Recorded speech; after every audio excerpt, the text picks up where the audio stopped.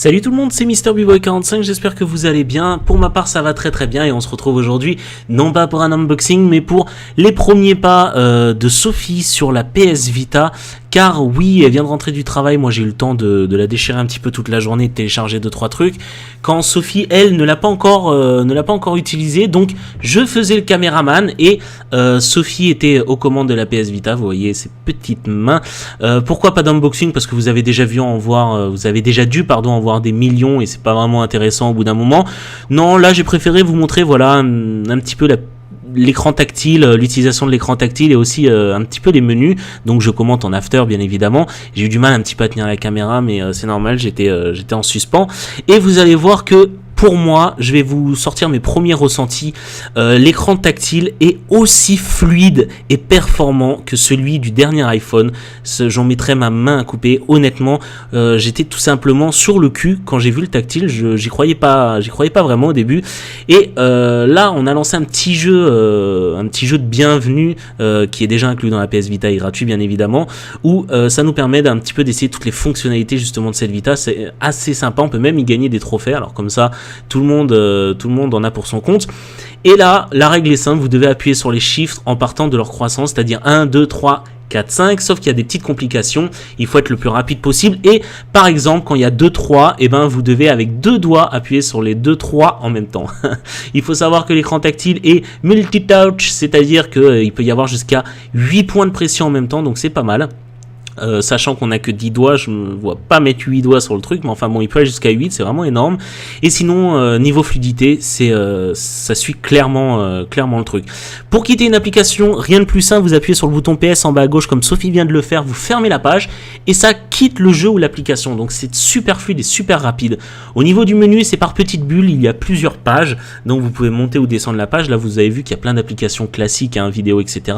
Pas forcément intéressantes pour le moment, mais elles y sont, pas intéressantes du moins à vous montrer, mais quoi qu'il arrive pour y mettre mes mangas et tout, c'est toujours cool.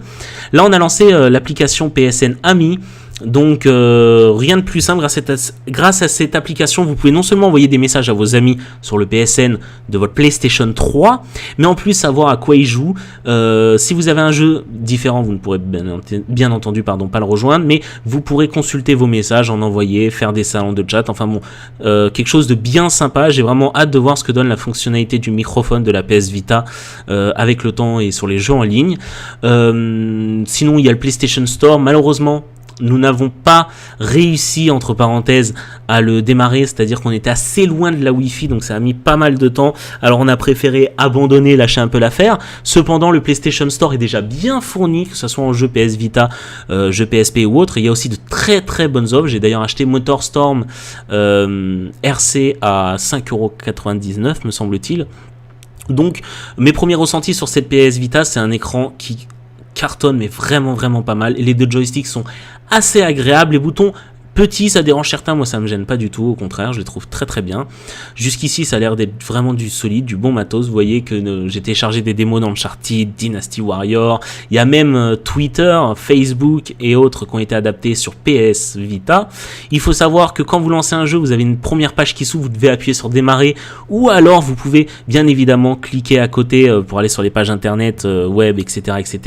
Je n'ai pas encore essayé le navigateur internet, parce que j'ai un très bon navigateur sur mon téléphone ou autre, donc pas forcément de grande utilité, mais quoi qu'il arrive, il y a un navigateur internet assez performant, je pense. On n'a pas dit vraiment trop de mal, donc que du bien pour le moment. Là, on a démarré la démo de Dynasty Warrior, c'est pour vous montrer 2 secondes un petit peu...